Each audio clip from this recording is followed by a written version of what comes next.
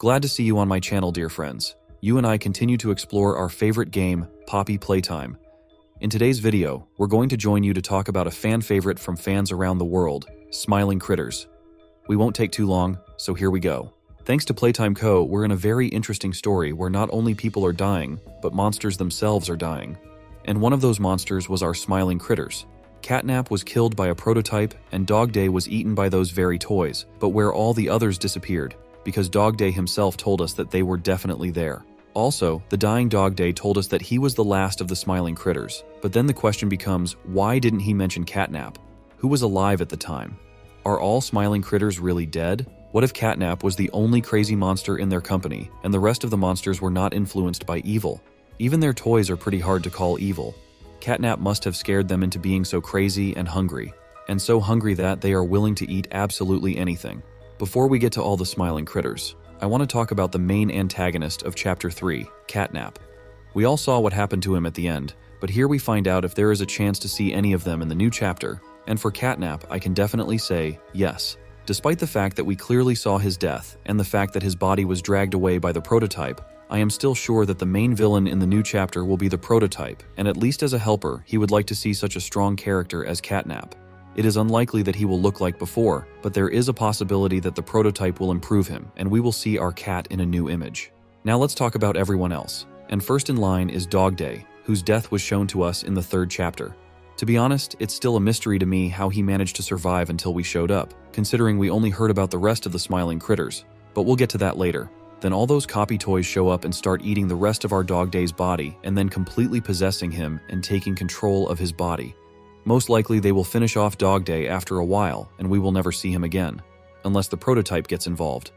But I want to draw your attention to an interesting detail. We saw DogDay die, and we also heard his voice message on the card. And in that message, we were clearly told that we must rush to him as soon as possible. And what if we can also find out about the fate of the other characters, thanks to these cards with the silhouettes of our Smiling Critters? The developers also left us a very interesting clue. Do you remember a little 2D animation about Smiling Critters? In one of the episodes, we were shown sleeping, or maybe monster critters, and at the head of all this madness, we see a calmly sitting CatNap. But that would be just a theory if it weren't for DogDay. Take a closer look. His posture is exactly the same as when he died. So maybe all the other characters ended their lives in the same position.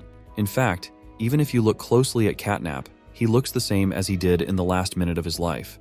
But unfortunately, I'm more than sure that DogDay is one of those characters who will not appear in Poppy Playtime anymore. At least his life was already on the brink when we met him, and after his body was eaten by toys, he won't be able to help anyone.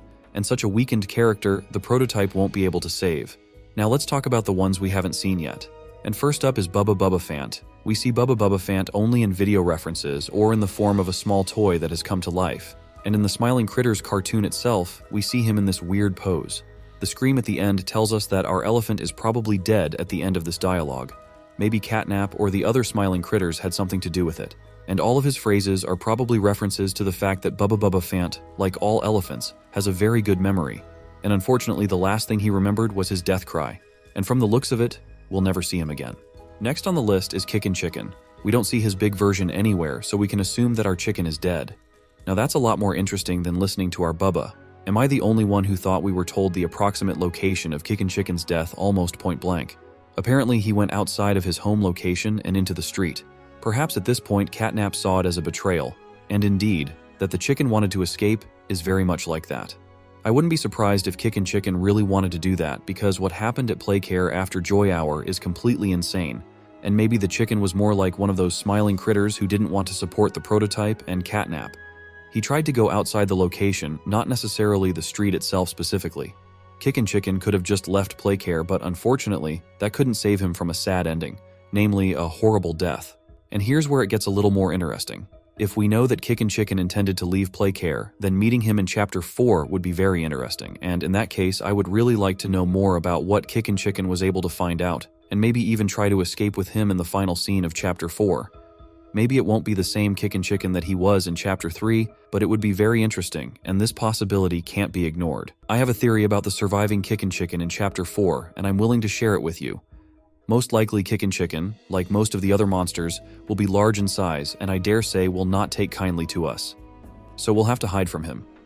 I also came across an excerpt that shows KickinChicken chasing after our character, as a result of which KickinChicken will die and his body will be taken away by Prototype, as it happened with bosses from other chapters. There is also a possibility that we will see KickinChicken in conjunction with his brother Rocky, and maybe they will be the key figures in the 4th chapter. Maybe from them we can find out what really happened to all the orphans in Playcare, as well as find out what happened to the rest of the Smiling Critters. Well, it's time to talk about the most controversial character of all Smiling Critters. Meet PickyPiggy. Let me tell you a little spoiler right off the bat. PickyPiggy doesn't scream at the end of his voicemails unlike the other characters, but instead says some very strange and very creepy things about his friends.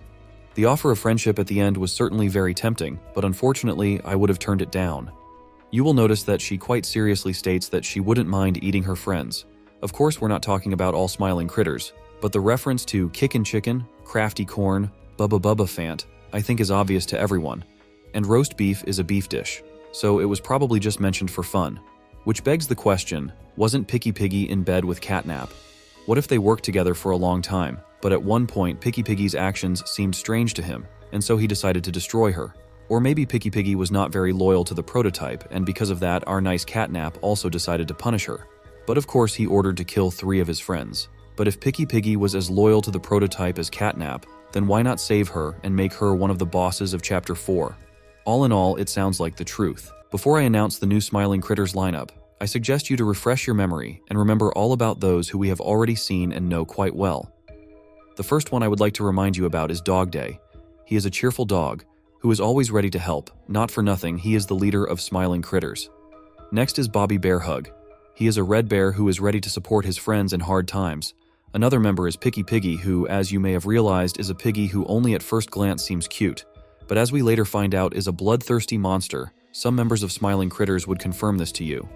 There is also Bubbaphant, who is an elephant who is very wise and always gives his friends sound advice.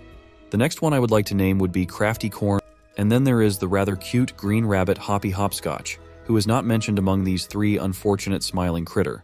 But what happened to her? There's no indication that she was killed by anyone I've seen or heard. And after this voiceover, I have 2 theories. Maybe Hoppy Hopscotch was just minding her own business, but at some point something went wrong and she jumped too high, causing her to crash to the ground. Or maybe she was trying to escape, and maybe Hoppy Hopscotch almost succeeded, but at the last moment, a Prototype or CatNap showed up and killed her. But I'll tell you honestly, I'm more sure of the first version, and her appearance in Chapter 4 is almost impossible. She's not true to the Prototype, she doesn't have a big fan base, and she could hardly be a strong character. So let's say goodbye to our cute green bunny forever. We are getting closer and closer to the last character, but for now, let's talk about the teddy bear, namely BearHug.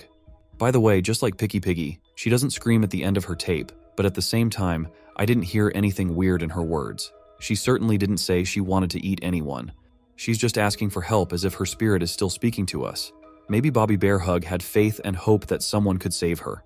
When she found out about the death of her friends, she was very scared and asked us to take her away from this horrible place. However, it's important to note the fact that in her voice, we didn't hear any screaming at all, which means that she is the only character from Smiling Critters who is definitely alive. And if she is alive, why don't we show this cute bear in Chapter 4? And finally, let's talk about the character who may have survived. But first, let me explain something to you. There's a theory that each successive character is connected to the previous one, and judging by the fact that after BearHug we were shown DogDay, who we realized was alive when we arrived, the next character after him is CraftyCorn. But you can object and say that it is a complete nonsense because in the beginning we were shown the most alive of all CatNap, who on his record only growled and breathed. But let's not compare him to all the other Smiling Critters. It's pretty interesting that she says we can't go outside, and that at the very least may confirm my previous speculation that some Smiling Critters wanted to escape and tried to do so. However, they failed and were caught, and after that you know what was done to them. That's why a terrified CraftyCorn says we can't go outside. Maybe at that moment she was just doing her favorite thing, painting, because it's all about the painting and the colors. She must have had a conversation with someone. I suspect it was DogDay, and at that point CatNap could have heard them and then gotten rid of both CraftyCorn and DogDay. So I have a theory that in the place where we met the dying DogDay, somewhere nearby behind the wall, CraftyCorn was quietly dying but we didn't even hear it.